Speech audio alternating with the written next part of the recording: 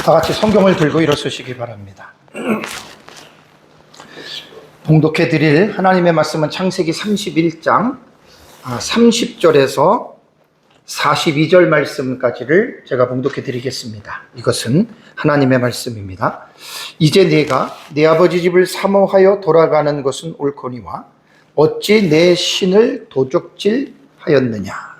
야곱이 라반에게 대답하여 이르되 내가 생각하기를 외삼촌이 외삼촌의 딸들을 내게서 억지로 빼앗으리라 하여 두려워하였음이니이다. 외삼촌의 신을 누구에게든지 찾든지 그는 살지 못할 것이요 우리 형제들 앞에서 무엇이든지 외삼촌의 것이 발견되거든 외삼촌에게로 가져가소서 하니 야곱은 라헬이 그것을 도둑질한 줄을 알지 못함이었더라. 라반이 야곱의 장막에 들어가고 레아의 장막에 들어가고 두 여종의 장막에 들어갔으나 찾지 못하고 레아의 장막에서 나와 라헬의 장막에 들어가며 라헬이 그 드라빔을 가져 낙타 안장 아래에 놓고 그 위에 앉은지라.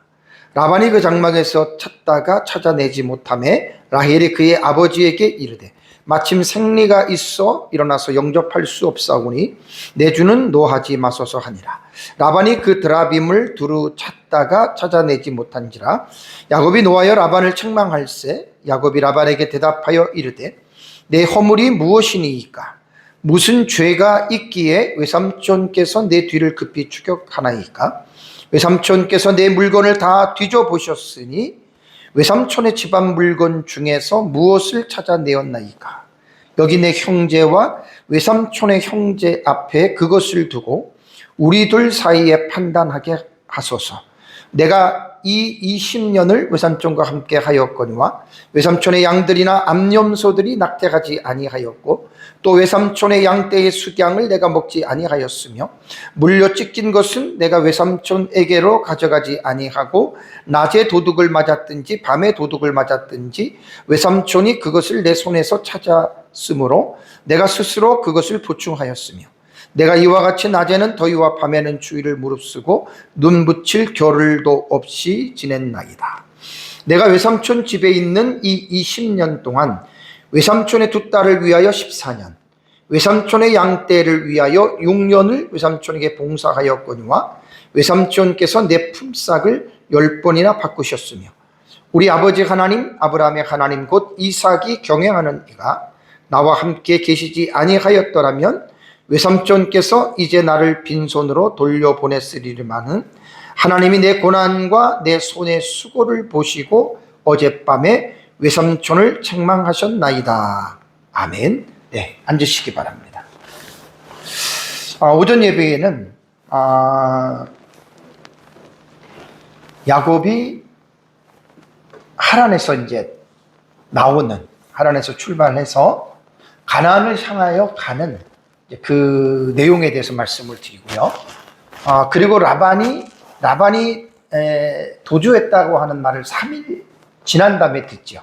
3일 지난 다음에 듣고 라반이 이제 야곱을 쫓아갑니다. 그래서 7일을 걸려서 야곱을 만났으니까 야곱이 3일을 먼저 갔으니까 10일이 될 때 야곱이 출발하고 그러고 나서 이제 사실은 오전에 말씀을 드렸지만 라반이 왜 쫓아갔겠습니까?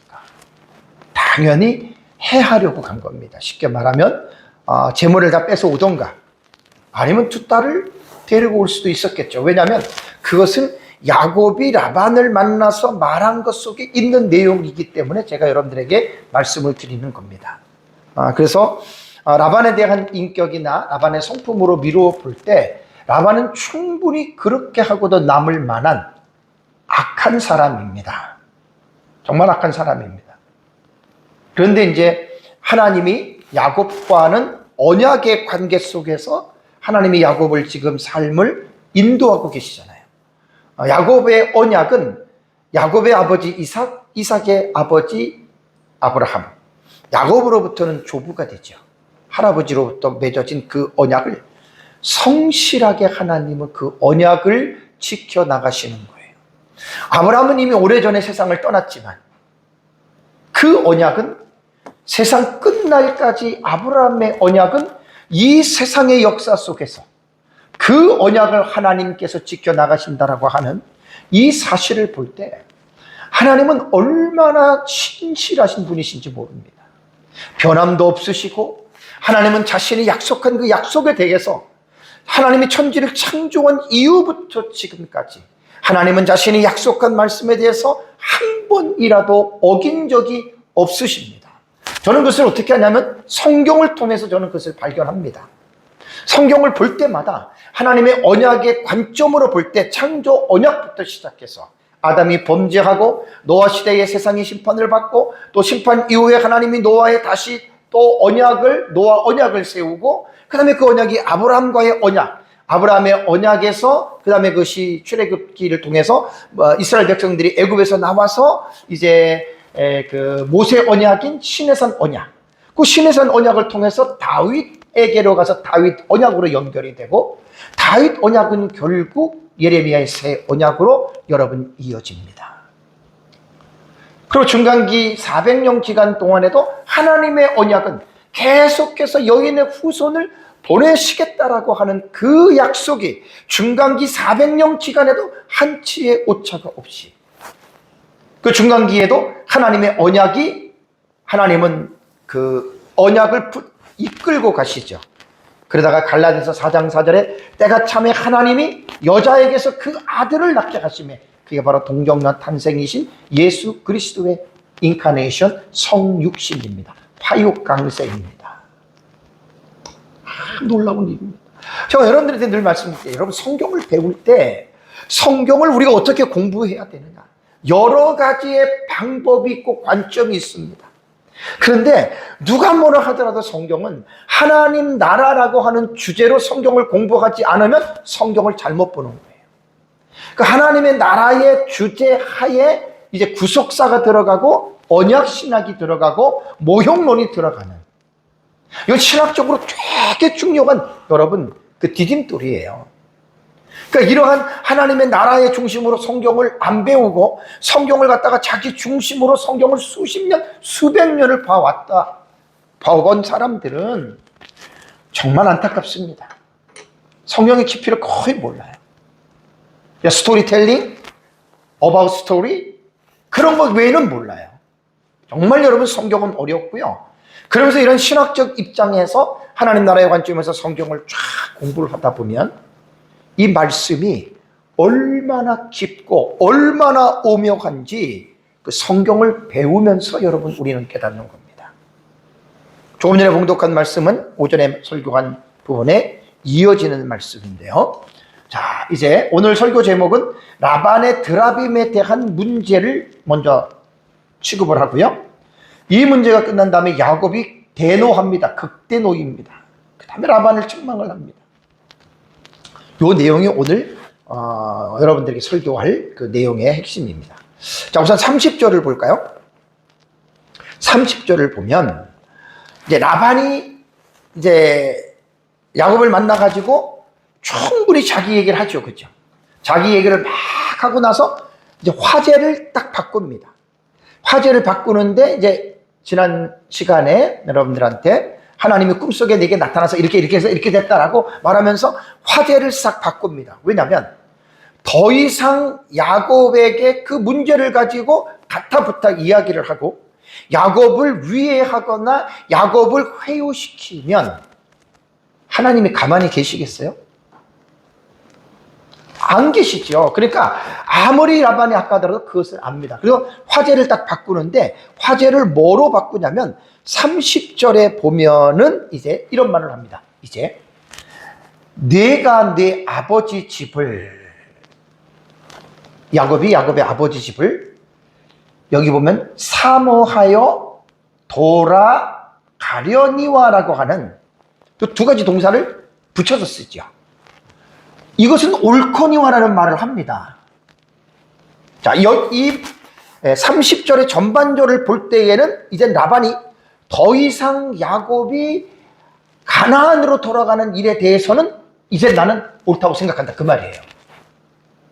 이게 여러분 하나님이 나타나셨기 때문에 가능한 거예요. 하나님이 나타나셨기 때문에 가능한 거예요.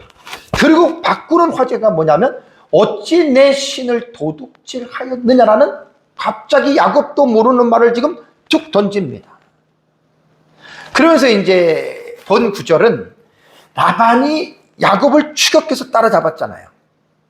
그러고 나서 이제 여기서 우리가 오해하면 안 되는 게 야곱이 꼬투리를 잡으려고 신을 토독해 이거 하는 게 아니에요. 왜냐하면 여기서 만약에 이 문제를 꼬투리를 잡아가지고 아까 말씀드린 대로 야곱에게 위해하잖아요. 자신이 죽어요. 하나님이 절대 가만히 안 있어요.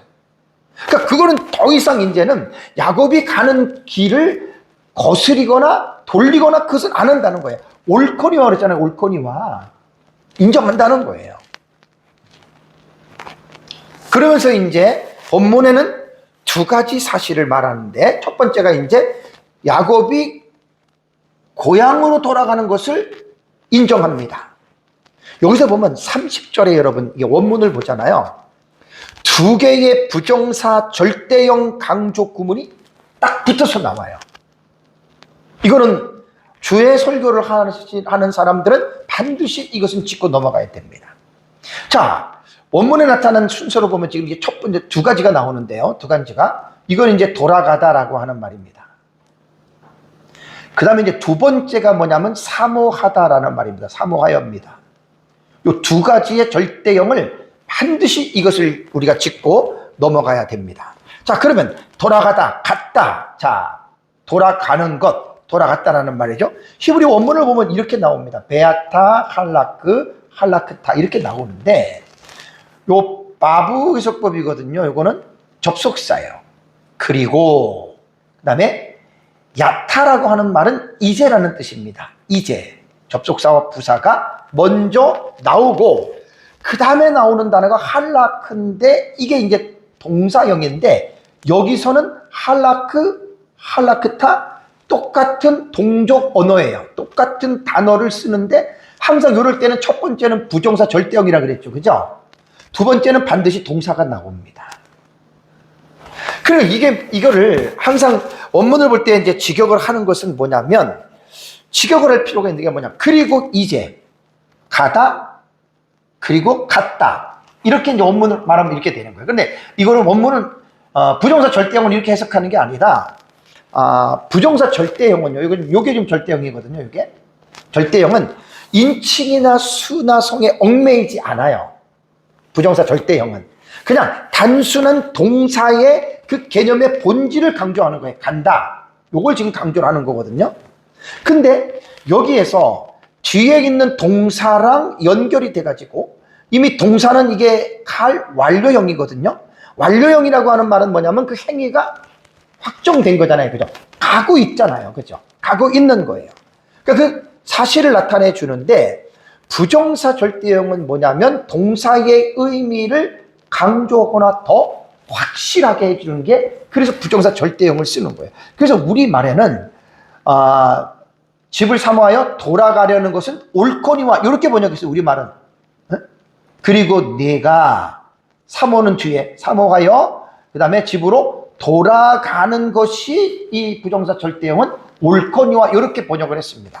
이렇게 번역을 했는데 여기서는 뭐냐면 돌아가는 그 동작이 부정사 절대형은 확실하다. 이건 필연적이다. 혹은 강조를 하는 거예요. 강조. 그냥 내가 간다 그게 아니라 라반의 입장에서는 내가 너 아버지 집을 그토록 사모해서 결국 가고야 말았으니 그래 그건 어쩔 수 없다. 인정하고 그 부분에 대해서 강조를 하면서 요 부정사 절대형을 쫙 보면은 라반이 양보적인 것들이 여기서 나옵니다. 이제 어쩔 수 없다. 그래, 네가 사모해서 가는 거니까 알았어. 그건 내가 이제 더 이상 말 안 할게. 이러한 의미로 부정사 절대형은 우리가 읽어야 됩니다. 두 번째로 나오는 동사가 사모하여잖아요. 사모하다라는 거거든요. 이것도 바로 붙어서 나와요. 히브리 원문에는. 갔다와 이 사모하다가 붙어서 나오는데 키가 이유 접속사거든요. 뭐뭐 때문에. 그 다음에 니크소프, 그 다음에 니크샤프타. 이것은 뭐냐면 똑같이 카사프입니다. 원형이. 그 앞에 거는 부정사 절대형이잖아요. 그죠? 이게 니팔태예요. 동사가 니팔 완료형이에요. 원래 카사프라고 하는 여러분 이 단어는 창백해지다라고 하는 어근에서 이 단어가 유래가 됐는데 어느 정도냐면 얼굴이 창백해질 정도로 간절히 사모하다예요. 그러면 여기에서 이 카사프라고는 단어로 네가 왜 고향으로 돌아가느냐, 그 돌아가는 이유가 사모하고 사모했기 때문이라는 말이에요. 근데 그 사모함이 뭐냐면 얼굴이 창백해질 정도로 사모했다. 거기다가 부정사 절대형을 사용했기 때문에 지극히 사모했다, 이렇게 번역이 되는 거예요. 강조하는 거예요. 확실성을 두는 거예요. 그러니까 우리말로 볼 때는 뭐라고 우리말로 보냐면 사모하여 돌아갔다, 이렇게만 우리말은 나오잖아요. 그죠? 근데 이것이 부정사 절대형과 동사가 딱 묶음으로 나온단 말이에요. 두 개의 묶음으로. 그러니까 우리는 뭐냐면 사모하는 것과 돌아가는 것이 부정사 절대형들이 다 들어갔기 때문에 어쨌든 이 부분을 우리는 강조해서 읽어야 돼요. 강조해서. 그냥 사모했다가 적당히 사모한 게 아니에요. 적당히 사모한 게 아니라 어느 정도냐면 그냥 사모 정도가 아니라 뼈에 사무치도록, 자기 뼈에 사무치도록 간절히 바라고 바랄 정도로 사모했다는 거예요. 그래서 왜 그러냐면 집의 고향으로 돌아가려고. 그러니까 우리가 그냥 성경을 읽을 때 그냥 야곱이 그냥 아버지 집을 사모해서 돌아갔다, 이 정도가 아니라는 거예요. 무슨 말인지 아시겠죠? 그래서 히브리 원문에는 항상 이렇게 부정사 절대형이 나오고 완료, 동족 언어예요. 같은 언어예요. 사모함도 동족 언어라는 말, 같은 뜻의 언어를 가지고 앞에는 부정사 절대형, 뒤에는 동사형으로. 그런데 여기에 보면 사모했다라고 하는 말이 니팔이라 그랬잖아요. 니팔이 뭐예요? 니팔은 중간대예요. 중간. 누구를 위해서 사모한 거예요? 아버지를 위해서 사모한 것도 아니에요. 자신을 위해서 사모한 거예요. 억지로 사모한 게 아니에요. 아버지, 엄마, 형, 이렇게. 정말 자기 자신을 위해서. 그러니까 저는 옛날에 이렇게 막 고향을 떠나서 막 그 향수에 대한 그리움은 없는데, 보통 어린 나이에 부모를 떠나서 외국에 있는 아이들이라던가 또 부부간에 또 오랫동안 떨어져서 살던 그런 분들은 아마 이거 잘 이해를 할 거예요. 단순한 사모가 아닙니다. 사무칠 정도로. 그러니까 바로 사모하여 갔다, 이렇게 읽지 마시고, 부정사 절대형이기 때문에 제가 말씀드린 대로 상당히 이 부분을 강조해야 되고 확실하게 이 부분을 여러분 우리는 받아들여야 된다라고 하는 말입니다. 자, 그러고 나서 이제 라반이 화제를 바꾸죠. 그죠? 어찌 내 신을 도둑질했느냐. 여기서 내 신들이라고 하는 말은요, 에트 엘레예요. 내 신들, 그 다음에 에트는 목적어니까 내 신들을 네가 도둑질했느냐, 이게. 자, 여기서 보면은요, 여기 단수의 신이 아니라 복수의 신들이에요. 그러니까 야곱은 한 유일신을 섬기는 게 아니라 이것저것 여러 가지를 섬긴다. 여기서 이제 신앙의 차이가 여러분 이제 이렇게 나타나는 것이라는 말입니다. 그러니까 라반에게 있어서 더 이상 이제 돌아가는 거, 그다음에 재산을 뺏는 거, 더 이상 할 수 없어요. 그럼 자기가 하나님에 의해서 다쳐요. 그러니까 이걸 할 수 없는 거예요. 그러고 나서 이제 분명한 것은 뭐냐면 내가 드라빔을 잊어버렸다, 그걸 내가 찾으러 간다라는 이 말을 했습니다. 자, 야곱이 이제 이 말을 들었어요. 처음 듣는 거예요. 야곱은 아무것도 몰라요. 자기는 결백하니까. 자, 야곱이 라반에게 대답을 합니다. 첫 번째는 뭐냐면 너가 무엇 때문에 이제 너가 사모해서 돌아가려는 거, 여기에 대한 답변을 먼저 해요. 내가 왜 그렇게 사모하면서 돌아가려는지 아십니까? 내가 생각하기를 외삼촌의 딸들을 내게서 억지로 빼앗으리라 하여 내가 두려워했다. 그래서 외삼촌에게 말도 안 하고 나는 지금 가고 있는 중이다, 이 말입니다. 본문의 주동사는 두려워하였음이다입니다. 키 야레티예요. 이게 뭐냐면 키는 아까 이유 접속사를 했잖아요. 때문에 왜냐하면 그런 건데, 야레티는 이게 완료형이에요. 완료형. 완료형은 확정적 사실이라 그랬죠.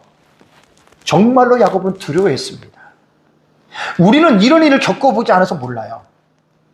야곱은 지금 4명의 여자가 있고 11명의 아들과 1명의 딸 디나까지 있어요. 가장이에요. 재산도 모을 만큼 모았어요. 그 외삼촌하고는 20년을 같이 살아봤고 말로 형용할 수 없는 비인간적인 태도를 너무 많이 당했어요. 인격적으로 너무 많이 야곱은 당했기 때문에 진짜 이제는 돌아가는데 무사히 집에만 갔으면 그만밖에 없는데 외삼촌을 생각하면 오금이 저리는 거예요. 그래서 두려워했다. 확정적인 사실입니다. 완료형이기 때문에. 그것 때문에 내가 외삼촌한테 사실 말 안 하고 내가 이렇게 왔습니다라고 이렇게 지금 말을 합니다. 외삼촌의 딸들을 억지로 빼앗으리라 하여. 라반이 이런 사람이에요. 하나님이 나타나지 않았으면 충분히 그러고도 남을 사람입니다. 자식도 날만큼 낳겠다. 야 이제 야곱 떠나보내고 이 아버지랑 같이 살자. 이제 손자랑 같이 살자. 그럴 수 있는 사람이라는 거예요. 충분히 그럴 수 있는 사람.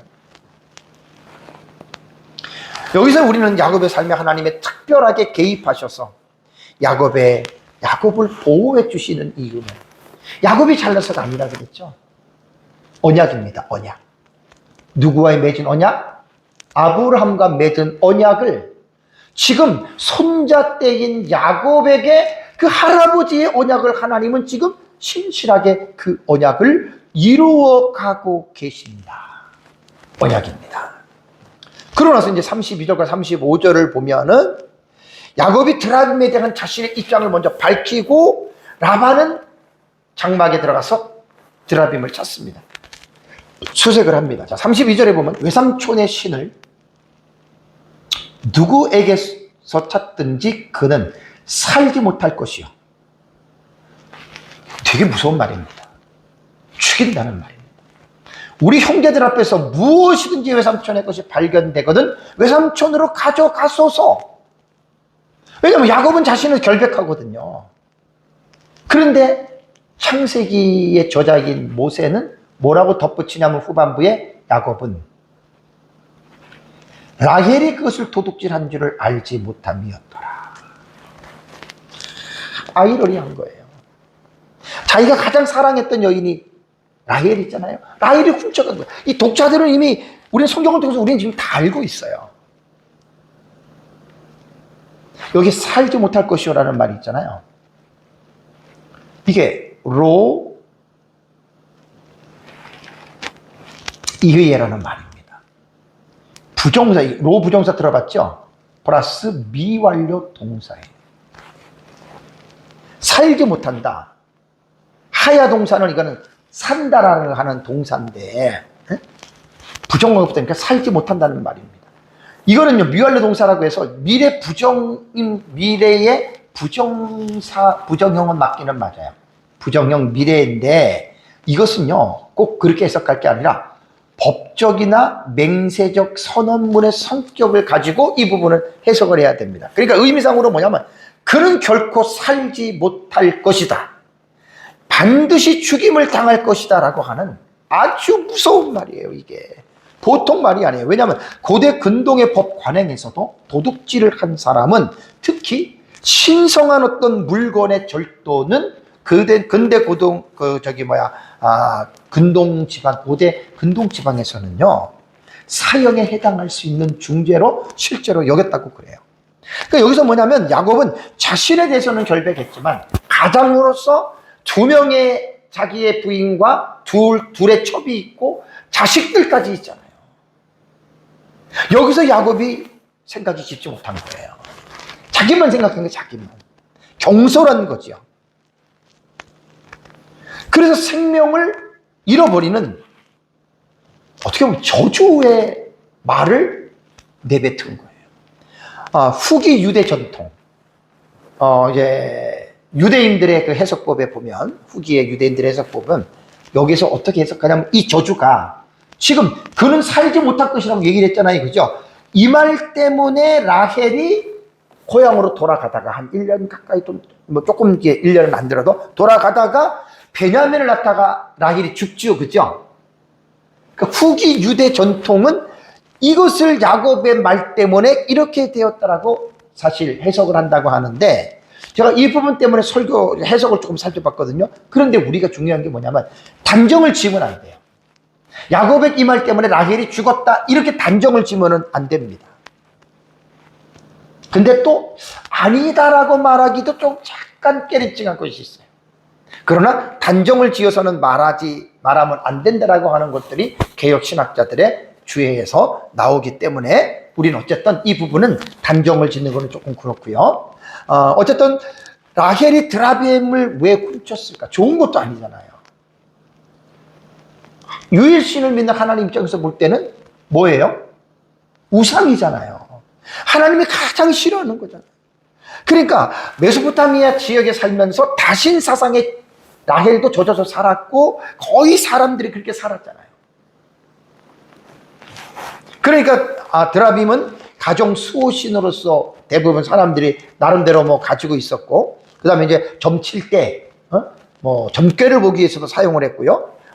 그랬는데 아마 라헬도 어릴 때부터 그런 아버지 밑에서 살았기 때문에 당연히 그런 생각에 아마 지배를 받았을 거라고 생각을 합니다.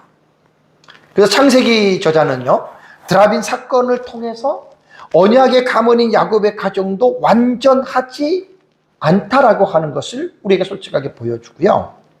그러면서도 불완전한 가정 속에서도 하나님은 어떻게 해요? 언약을 이루어 가시잖아요. 그죠? 그러니까 하나님의 자비와 사랑을 보여주는 거예요. 이게 우리에게는 되게 중요합니다. 왜냐하면 우리가 예수님 믿고 구원받은 우리라고 완전합니까? 우리가 완전히 성화가 됐습니까? 우리가 항상 하나님이 기뻐하는 삶을 우리가 살아갑니까? 그렇지 않잖아요. 우리도 연약해서 죄를 지을 수도 있고 실수하기도 하잖아요. 그죠? 우리가 아무리 하나님을 많이 믿었다고 완전한 어떤 위치에 도달했나요? 그런 사람 하나도 없어요. 그런 사람 하나도 없어요. 그럼에도 불구하고 하나님은 오전에도 말씀드린 대로 우리가 잘나서가 아니에요.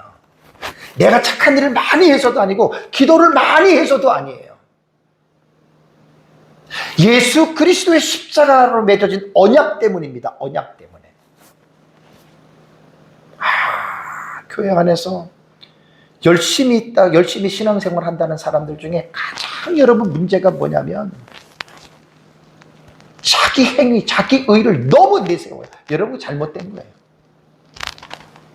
예수 그리스도에 대한 십자가의 언약, 그 믿음 때문에 하나님이 여러분 우리를 그렇게 보고 계신다라고 하는 사실을 여러분들이 기억을 하셔야 됩니다. 자, 그다음 33절을 가면 라반이 이제 장막을 수색해요. 첫 번째가 야곱, 두 번째가 레아, 세 번째가 두 여종, 마지막이 라헬의 장막에 들어갑니다.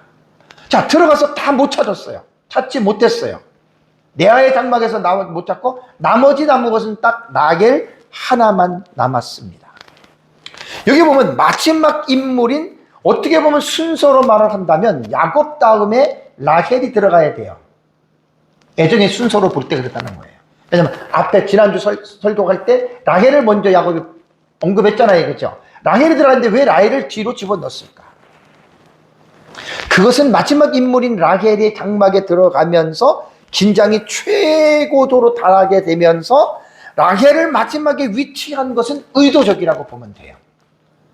창세기 저자인 모세를 통해서 성령이 의도적으로 라헬을 뒤로 배치했다라고 생각하면 여러분 맞습니다. 자, 마지막에 이제 라헬이 장막에 들어갔죠. 들어갔더니 그 장막의 모습이 어떻게 나옵니까? 라헬이 그 드라빔을 가져 훔친 장본인이잖아요. 그것을 낙타 안장 아래에다가 넣었어요. 그리고 그 위에 앉았어요. 만약에 위에 앉지 않았다면 당연히 라반이 찾아냈죠. 근데 거기를 딱 앉았어요. 자, 라반이 그 낙타 한 장을 빼놓고는 찾다가 찾아도 거기에서 분명하게 여러분 보지를 못했습니다. 저 같으면 라헬한테 일어나봐, 거기 좀 보게, 이랬을 거예요. 근데 라헬이 먼저 선수를 치지요. 35절에 라헬이 그의 아버지에게 이를 때 마침 뭐가 있어? 생리가 있어 일어나 영접할 수 없사오니 내주는 노하지 마소서 하니라 라반이 그 드라빔을 두루 찾다가 찾아내지 못했다. 자, 생리가 뭘까요? 생리. 히브리어의 길을 볼 때는요, 데레크 나심이거든요. 데레크라고 하는 말은 길로 번역이 되는데, 이 데레크는 모든 게 길로만 되는 게 아니에요. 이 데레크는 방식으로도 번역이 되고 관습으로도 번역이 되고 특히 삶의 흐름이라고 하는 아주 여러 가지의 다양한 의미로 이 데레크가 번역이 되거든요. 나심이라고 하는 말은 뭐냐, 이슈야 여자들이거든요. 여자들. 이 말이 뭐냐면 여자들의 길. 그래서 이 생리 여인들의 길, 히브리어로 직역을 하면 여인들의 길인데 이것이 곧 생리를 의미하는 거예요. 그럼 왜 생리를 여인들의 길이라고 말을 했을까? 여성들의 생리는 주기적이잖아요. 폐경될 때까지 반복이 되잖아요. 자연적으로 순환으로 이루어지는 거예요, 생리라고 하는 것은. 그래서 아마 이게 그냥 뭐 우리로 말하면 그냥 뭐 생리한다 뭐 한다 그러면 직접적인 말이고 좀 듣기가 어색할 수 있잖아요. 그러니까 지금 어떤 상태나 나는 지금 여인의 길에 들어와 있습니다. 그러면 딱 알아듣는 거예요. 나는 여인의 길. 그러니까 여자들 속에 가지고 있는 반복적으로 주기적이면 반복적으로 일어나는 일 중에 내가 있습니다. 그래서 이게 생리라는 거예요. 어떻게 보면 고대 히브리어로는 조금 지혜로울 수도 있죠. 그죠? 이렇게 표현한 거예요. 그냥 생리 막 이런 말 안 하고 나는 지금 여인의 길에 접어 들어가고 있습니다. 이게 참 지혜로운 것 같아요. 그러니까 어쨌든 이건 벌써 딱 알잖아요. 남자들이 안정해야 된다. 일어나면 안 된다. 그러니까 그것을 사실은 라반이 찾지 못한 거예요. 말 안장을 뒤지지 못한 거지. 우리는 여기서 여러분 아찔하지 않아요? 오전 예배 때 말씀드린 대로 라헬은 아버지의 드라빔을 훔쳤지만 자신의 목숨이 지금 달려있는 위기를 이렇게 닥친 거란 말이에요. 여기서 하나님의 보호와 섭리가 있었습니다. 우린 이것을 무시하면 안 됩니다. 라헬은 아직도 하나님의 작정 속에 낳아야 할 아들이 하나 남았습니다. 베냐민입니다. 베냐민을 낳기 전에 죽을 수는 없잖아요. 그래서 라헬이 아무리 잘못했더라도 하나님은 그녀의 생명을 보존하기 위하여서 라반이 드라빔을 못 찾게 하겠다. 오해하지 말아야 할 사실은 하나님은 드라빔이라는 신상을 인정하신 게 아니에요. 그 신상을 인정해서 그렇게 된 게 아니라니까요. 꼭 그렇게 여러분들이 생각을 해야 되고, 어떤 주경학자의 주석에 보니까 이런 말이 있더라고요. 이제 풍자화한 거예요, 지금 이 사실을. 라헬이 드라빔 위에 앉아있는 사실을 문학적으로나 신학적인 아이러니로 해석을 어떻게 하냐면, 라반의 신인 드라빔이 월경충이라고 주장하는 여성 아래에 깔려서 숨겨져 있는 우상의 무능함이라고 이렇게 풍자화를 합니다. 어때요? 좀 고상하죠, 그죠? 그러니까 라반이 믿는 드라빔은 그게 무슨 신이냐는 거예요. 여성이 생리를 하는 여성 밑에서 그 밑에 앉아가지고 꿈쩍도 못하는 그렇게 풍자화하는 그러한 내용이 있었습니다. 자, 그러고 나서 이제 이 화자가 또 바뀌어집니다. 36절로 넘어가면. 자, 이제 여기서 일단은 이제 딱 수색에서 못 찾았어요. 이제는 공이 야곱에게로 넘어갑니다. 야곱이 노하여 라반을 책망할세 야곱이 라반에게 대답하여 말했다. 이르되 요메르예요. 화가 날 수밖에 없죠. 야곱은. 그죠? 20년 동안이나 말도 못한 여러분 그런 것들을 당했는데 근데 급하게 따라와가지고 뭐 어쩌고저쩌고 하니까 그래서 야곱이 이런 말을 합니다. 내 허물이 무엇입니까? 내 죄가 뭐가 있기에 외삼촌께서 내 뒤를 급히 추격합니까? 라고 이렇게 말을 합니다. 히브리어 제가 구문론을 봤더니 동사와 주어가요 4번이나 연속적으로 착착착 나옵니다. 아주 조화가 있어요. 자, 우리말 동사에 보면 노하였다, 책망했다, 대답했다, 이러다잖아요. 이게 그대로 순서대로 나와요. 자, 뭐냐면 동사가 나오고 그 뒤에 주어가 나와요. 와이하르라고 하는 말은 뭐냐면 노하였다, 분노가 타올랐다는 거예요. 이게 뭐냐면 내적 분노예요. 야곱이 너무 화가 난 거예요. 그 뒤에 이제 레야콥, 주어가 나오잖아요. 그 다음에 책망했다도 와야레브라고 하는 말은 뭐 다투었다라고 말해야 되는데 뒤에 뭐냐면 레라반, 주어가 라반이 나오잖아요. 그 다음에 세 번째는 와이안이라고 하는 말은 뭐냐면 말한다는 말이에요. 대답했다, 누가? 주어, 야콥이 이렇게 나오잖아요. 또 그 다음에 네 번째 동사가 와요메르 말을 했다, 주어가 누구예요? 레라반, 라반에게 말을 했다, 이렇게 되는 거잖아요. 여기서 여러분 이게 주어와 동사가 4번 연속이 반복이 되는데 동일하게 바브개속법입니다. 바브개속법, 칼, 미완료입니다. 히브리어를 제가 이번에 설교를 하면서요, 주에 설교를 하면서 배우면서 보니까 이 바브개속법, 칼, 미완료가 엄청 많이 나와요. 그러니까 미완료가 나올 때는 바브개속법이 붙으면은 그것은 완료형으로 읽는다 그랬죠. 과거 완료로 읽는다 그랬잖아요. 이건 이미 행해진 거예요. 미완료로 해가지고 동사가 완료되지 않았다 그런 말은 아니거든요. 바브가 붙으면 그렇게 되는 거예요. 접속사가 붙으면. 이거는 뭘 말했냐면 그리고 노하였다, 그리고 책망했다, 그리고 대답했다, 그리고 말했다. 우리가 여러분 이것을 쭉 글을 읽어보면 어떤 느낌이 들어요? 되게 뭔가가 빠르게 진행되는 것을 느끼죠. 그렇죠? 그리고 노했다. 그리고 야곱이 노했다. 그리고 라반에게 책망했다. 그리고 야곱이 대답했다. 그리고 야곱이 라반에게 말했다. 계속 바브개속법 그리고 이럴 때는 매우 빠른 장면을 여러분 이걸 지금 보여주는 거예요. 신속하게 지금 이 문장에 있는 내용이 진행되고 있다라고 하는 그것을 여러분 우리가 이제 볼 수가 있습니다. 그리고 히브리어 같은 경우는 사실 동사 원어인데 동사 안에 주어, 성수격 다 들어가 있어요. 3인칭 같은 경우는 뭐 와요메르 해가지고 말하면 3인칭이면 그가 말했다 그러면 그가 누구냐? 앞뒤를 보면 주어가 야곱 나오거든요. 그런데 왜 특이한 게 뭐지요? 왜 주어를 다 집어넣겠냐는 말입니다. 네 군데 주어를 왜 탁탁탁 집어넣겠냐는 말이에요. 이거는요, 야곱이 이전까지만 해도 라반의 말을 듣는 수동적 위치에 있었죠. 그냥 듣는 입장이었잖아요.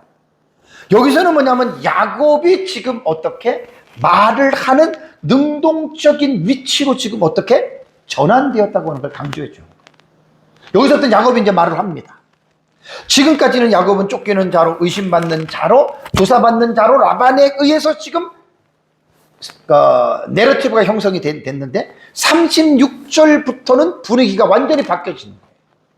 야곱이 신문자가 아니에요. 이제는 오히려 라반을 신문하는 자가 되고, 그래서 이러한 이유로 야곱의 이름을 반복해서 주어를 동사 안에 있지만 아예 주어를 같이 이렇게 연결해가지고 지금 말을 했다라고 하는 말입니다. 야곱은 지금까지 20년 동안 라반에게 많은 억울함을 당해왔지만 참았어요. 그런 라반의 추격과 드라빔을 훔쳤다는 말에 너무 화가 난 거죠. 폭발한 거예요, 폭발. 그러니까 야곱의 분노는 단순한 분노가 아닙니다. 20년 동안 침묵했던 분노가 지금 터져 나오는데 내 허물과 죄가 무엇이 있느냐? 허물이라고 하는 말, 피스라고 하는 단어는 뭐냐면 의도적인 반역이나 배신을 말하거든요. 내가 외삼촌을 의도적으로 내가 반역하고 배신했습니까? 이런 말이에요. 죄라고 하는 말은 가벼운 과실이나 실수입니다. 내가 외삼촌 앞에서 내가 과실이나 실수한 일이 있으면 정말 야곱 대단했어요. 20년 동안 정말 하나님 앞에서 성실하게 외삼촌을 섬겼거든요. 그러니까 야곱이 두 단어를 나란히 사용한 것은 의도적인 범죄든 실수든 어떤 잘못도 나는 20년 동안 외삼촌 앞에서 한 적이 없다, 그 말입니다. 그런데 그걸 갖다가 쫓아오고 뭐 이랬느니 드라비 뭐 훔쳐갔느니 사실 야곱이 훔친 건 아니지만 라헬이 훔친 거잖아요. 이래가지고 이야기를 하니까 사실 야곱이 도저히 참을 수가 없어서 20년 동안에 눌렸던 그 감정이 여기서 지금 드러났다라는 말입니다.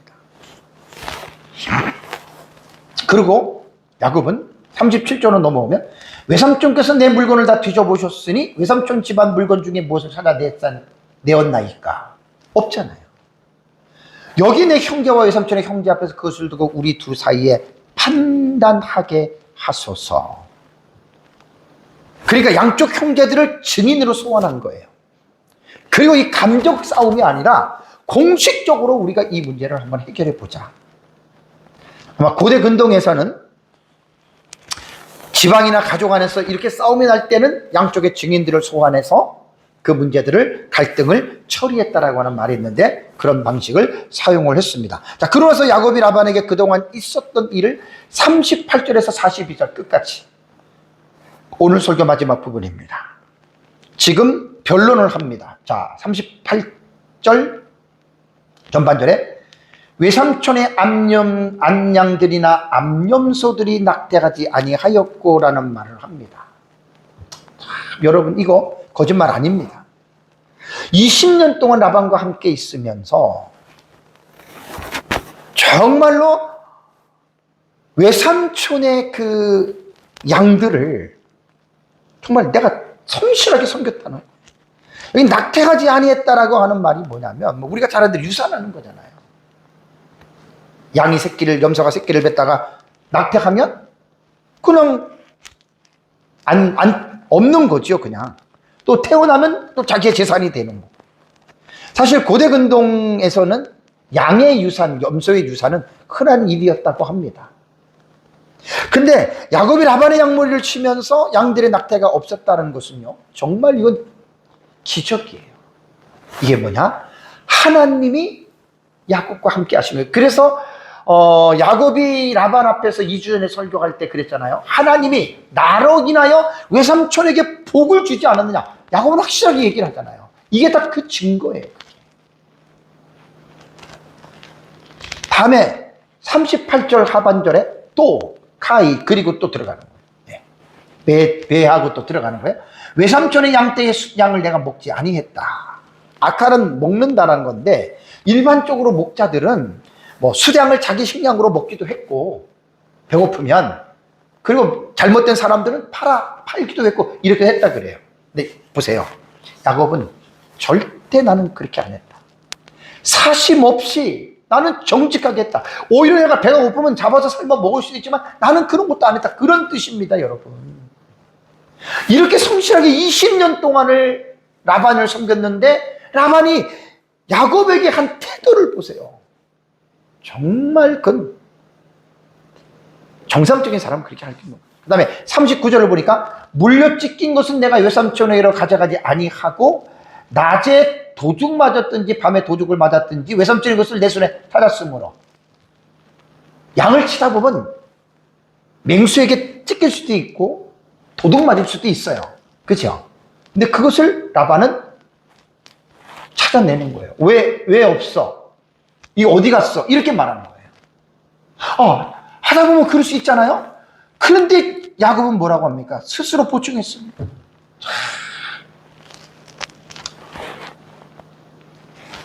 왜냐하면 야곱은 라반하고의 분쟁을 원하지 않았단 말이에요.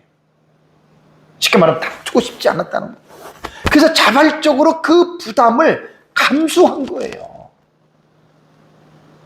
그 제가 이 야곱에 대한 본문을 지금 계속 설교를 해 나가면서 느끼는 게, 야곱이 가나안에서의 야곱이 아니에요, 지금. 가나안에서의 야곱이 아니라 지금 20년을 벌써 지난 이 시점에 보면은요, 야곱은 상당히 믿음이 성숙했습니다. 인격적인 하나님을 만나서 야곱의 인격이 상당하게 지금 성장한 거예요. 그러니까 제가 늘 사용하는 코람데오, 여호와의 얼굴 앞에서, 그 여호와의 얼굴 앞에서 정직하고 진실한 삶을 살려고 발버둥 쳤고, 나는 그렇게 그대로 나는 이 창세기에 나오는 이 본문을 통해서 난 그렇게 보고 싶습니다. 정말 야곱은 믿음이 엄청나게 성장한 그런 사람입니다. 그러니까 물려 찢긴 것 같은 경우는 있을 수도 있고, 도둑 맞는 것 있을 수 있잖아요. 그러면 주인한테 얘기를 하면 돼요. 내가 이렇게 있다가 이리가 와가지고 이렇게 했고, 누가 보니까 갖고 갔더라. 그러면요, 어떤 사회 통념상으로 볼 때 정당한 거예요, 여러분. 이거는 정당하기 때문에 그래, 괜찮아, 이래야 됩니다. 근데 그것까지 달라라고 한다면 부당한 조건이란 말이에요. 근데 야곱은 분쟁을 피하기 위해서 이런 것도 자기가 알아서 다 스스로 보충을 했다라고 하는 말입니다. 이 야곱의 모습은요, 신약시대 그리스도인들 관계에서 주종 관계에서 모범을 보여준 사례입니다. 골로새서 3장 22절에서 24절을 보면 종들에게 말을 하죠. 종들아, 모든 일에 육신의 상전들에게 순종하라는 말이죠. 사람을 기쁘게 하는 자와 같이 눈가림만 하지 말고 오직 주를 두려워하여 성실한 마음으로 하라. 코란 배울 의식을 잊지 마세요. 항상 우리는 하나님 앞에 있다. 하나님이 우리를 보고 있다. 내가 종업원이고 내가 일하는 곳에 주인이 있다면 항상 이런 의식을 갖고 일하라는 거예요. 무슨 일을 하든지 마음을 다하여 주께 하듯 하고 사람에게 하듯 말라. 종들에게 하는 말이에요. 물론 지금 이 시대는 주종관계는 없지만 사회적인 구조로 볼 때 직원이라던가 이런 경우는 상사가 있고 또 직장 안에서 또 리더십이 있잖아요. 주인이 있잖아요. 그러니까 주께 하듯 하라는 거예요. 정말 예수 믿는 사람들이요, 직장을 다니든 뭘 하든지 간에 이런 마음 잃어버리면 안 됩니다. 왜? 이렇게 하면 이는 유업의 상을 주께 받을 줄 알미니 너희는 주 그리스도를 섬기느니라. 다 신앙하고 여러분 이런 것들이 연결되어져 있다라고 하는 말입니다. 그 다음에 야곱이 또 뭘 말을 하냐면 40절에 내가 이와 같이 낮에는 더위와 밤에는 추위를 무릅쓰고 눈 붙일 겨를도 없이 지냈습니다. 20년 동안은. 그런데 주인이라고 하는 라반이 온갖 못된 짓만 한다. 메소포타미아 지역은 밤낮의 극한 기온의 차이가 매우 심해서요, 아마 이런 지역에서는 의복이 사계절이 필요했다고 합니다. 밤에 되면, 새벽이 되면 추워서 모피를 입어야 되고, 낮에는 또 너무 더워가지고 아예. 저도 6년 전인가 이스라엘을 제가 가본 적이 있습니다. 옛날에는 뭐 더했겠죠.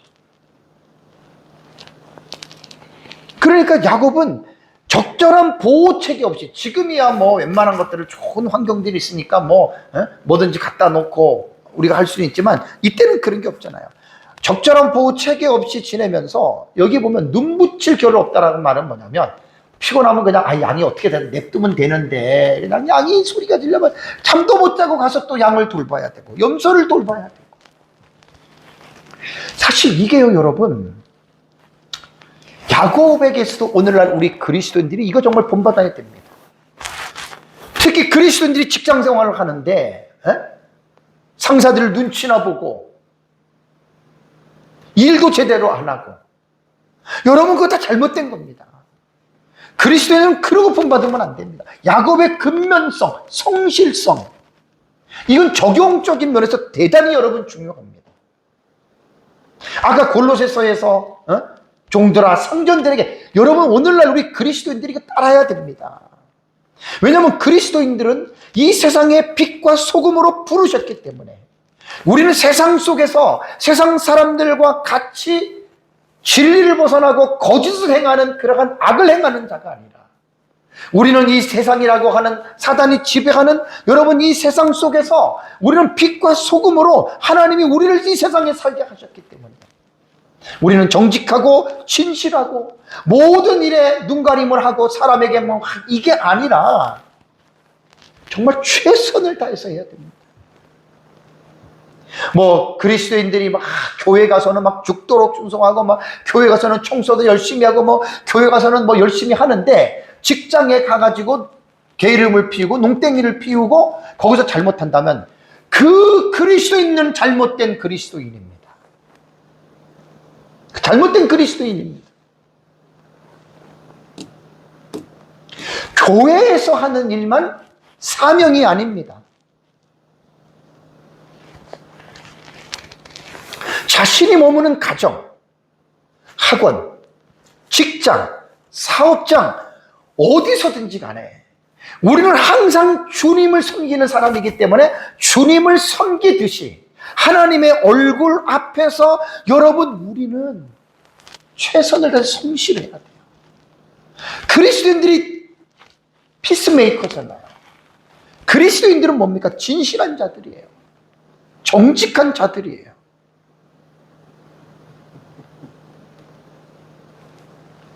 정말 야곱이 이 20년 동안 하란에서 라반을 섬겼던 것은요, 오늘날 우리 그리스도인들이 정말로 본받아야 됩니다.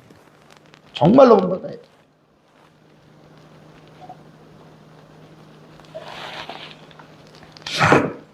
야곱은 극한 인내, 충성된 섬김, 자기 권리를 주장하지 않고 고난을 견뎠잖아요. 그래서 존 칼빈은 고난을 견딘 그리스도의 모형이다, 이렇게 봅니다. 그렇게도 볼 수 있습니다, 충분히. 그러나서 이제 야곱이 20년의 헌신에서 자신의 품삯을 10번이나 외삼촌이 바꾸지 않았습니까? 종곡을 찌르는 거예요. 41절에 내가 외삼촌의 집에 있는 20년 동안 있었잖아요. 이 20년 동안, 자, 외삼촌의 두 딸을 위해서 7년 14년이죠. 외삼촌의 양떼를 위해서 자기 품삯에서 6년을 봉사했지 않습니까? 그죠?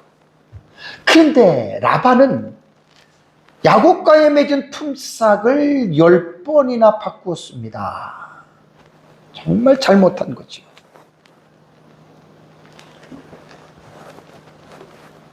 이 사실은 지난주에 설교했던 31장 7절과 9절에 야곱이 라헬과 레아에게 이미 말한 바 있습니다. 라헬과 레아도 다 아는 말입니다. 비록 자기 아버지지만 자기 아버지가 너무나 잘못하고 있다고 하는 것을 너무나 딸들도 잘 알고 있습니다. 그러면서 그 31장 7절 9절에 뭐라고 야곱이 말을 합니까?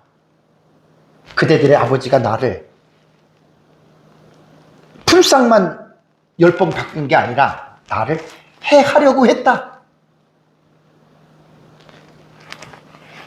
그런데 하나님이 막아주셨다. 어떻게 가해를, 위해를 했는지는 모르겠습니다. 때린 건지 아니면 죽이려고 했던지 우리는 모릅니다. 어쨌든 자기에게 해를 가했지만 하나님이 막아주셨다라고 말을 하면서 야곱은 마지막 이제 요 말을 하고 마지막 42절에 변론을 합니다. 마지막 변론은 신앙인답게 하나님으로 합니다. 우리 아버지 하나님, 아브라함의 하나님, 곧 이삭이 경외하는 이가.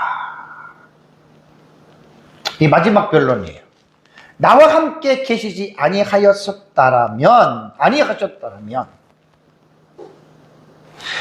외삼촌께서는 나를 빈손으로 돌려보냈으리다만, 돌려보냈을 것이다 이 말이에요.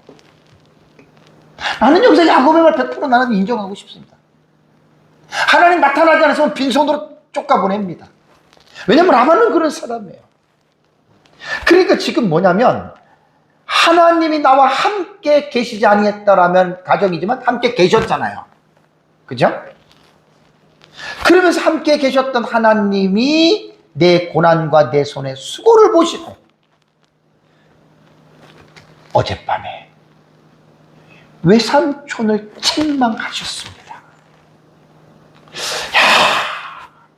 야곱이요, 가나안에 있을 때 야곱이 아니에요. 엄청나게 신앙이 말도 못하게 성장한 야곱입니다. 인내하고 견디고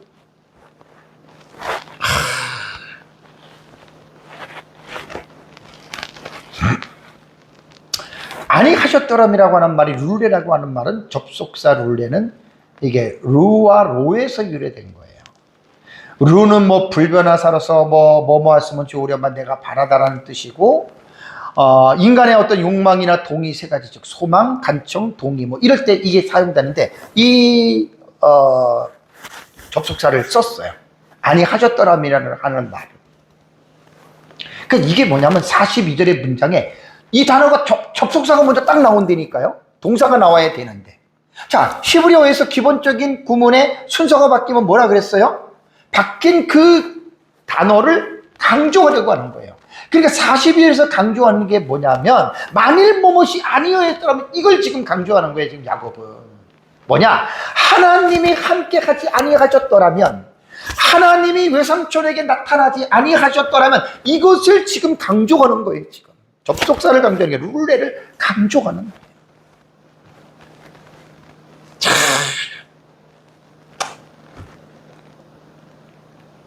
이게 참 히브리어의 구문이 상당히 여러분 은혜가 됩니다. 주어도 아니고 부사도 아니고 형용사도 아닌 접속사를 룰레를 딱 먼저 문장 앞에다가 딱 위치시킨 거예요. 만일 뭐뭇이 아니었다면.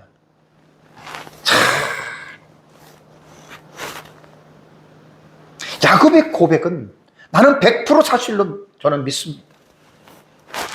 만일 하나님께서 라반에게 나타나서 책망하지 않으셨다면 그동안에 야곱이 염려한 대로 아내들도 뺏었을 것이고 재물도 뺏었을 것이고, 그리고 빈손으로 보낼 만한 위인이 바로 여러분 라반이라는 말입니다. 그래서 야곱은 하나님이 이미 20년 전에 베델에서 말씀하신 하나님을 믿었고, 그리고 하나님 의지하면서 하나님이 가라고 할 때 그런 정리라고 떠났던 거예요. 사랑하는 성도 여러분, 야곱이 하나님에서 20년의 시간을 보내고 하나님의 인도하신 가운데 고향으로 돌아가게 됩니다. 근데 야곱의 20년의 여러분 이 세월은 결코 헛되거나 억울한 시간을 보낸 것이 아닙니다. 이 20년의 세월을 여러분 결론적으로 말씀드리면 하나님의 뜻과 섭리 속에서 보냈던 야곱에게는 잊을 수 없는 아주 귀한 여러분 시간이었습니다. 먼저 가정을 꾸렸잖아요. 라반의 두 딸 레아와 라헬을 결혼했고 두 여종인 실바와 비라를 통해서 11명의 아들과 디나를 낳잖아요. 이것은 하나님이 할아버지 때 아브라함에게 약속하신 내 자손이 땅에서 번성하리라고 하는 그 약속이 이루어지는 과정이에요. 또 하나 우리가 생각해 볼 수 있는 게 뭐냐면, 정말로 인격이 부실하고 정말 성품이 좋지 못한 외삼촌을 만나서, 장인을 만나서 여러 번 위해를 당하고 속임도 많이 당하고, 정말로 그렇게 어떻게 보면은 참 야곱이 20년 동안 고생 바가지로 했다라고 여러분 우리는 말할 수가 있지만 절대로 그렇지 않습니다. 왜냐하면 오히려 라반 같은 그러한 비인격자들을 만난 것이 야곱에게는 도움이 됐다는 게 뭐냐면, 그 밑에서 야곱이 영적인 훈련을 받은 거예요. 이거는 뭐냐면 야곱도 완전한 사람이 아니니까 야곱이라고 하는 이름 속에는 속이는 자가 있고 간교한 자라고 하는 의미도 있고, 야곱도 그러한 본성을 지니고 태어났습니다. 그런데 그러한 본성이 외삼촌 라반이라고 하는 그 사람 밑에서 20년을 있으면서 하나님이 야곱의 육적인 자아를 깨트려버리고 부수어버리는, 그러면서 야곱의 내면이 예수 그리스도를 닮아가는 성화의 과정을 하나님께서 이루어 가셨다는 말입니다. 20년 동안 야곱은 하란에서 광야의 학교를 다닌 거예요. 선생은 바로 라반이었습니다. 그래서 그 밑에서 육은 어렵고 힘들었지만 믿음이 성장했고 옛자아가 파쇄되는 과정을 통해서 야곱의 믿음은 엄청나게 여러분 성장했다라고 하는 말입니다. 우리는 하나님 나라의 사상과 관점으로 지금 성경을 지금 봐야 됩니다. 모든 것이 하나님의 은혜고, 그 은혜는 언약에 담겨 있는 하나님의 그 언약을 이루어 가시는 하나님의 과정이었다. 계속 제가 창세기 12장부터 얼마나 이것을 많이 강조하는 것인지 모릅니다. 그래서 우리는 아브라함의 언약이 지금 우리에게까지 지금 연장이 돼서 세상 끝날 때까지 우리가 육신으로는 아브라함의 자손은 아니지만 영적으로 예수님을 통해서 아브라함의 자녀가 됐고 아브라함의 복에 참여하는 자라는 사실을 기억하고 그 언약을 붙들고 저와 여러분들이 세상에서 승리하는 삶을 살아가시기를 주님의 이름으로 축복합니다. 우리 다 같이 함께 기도하겠습니다.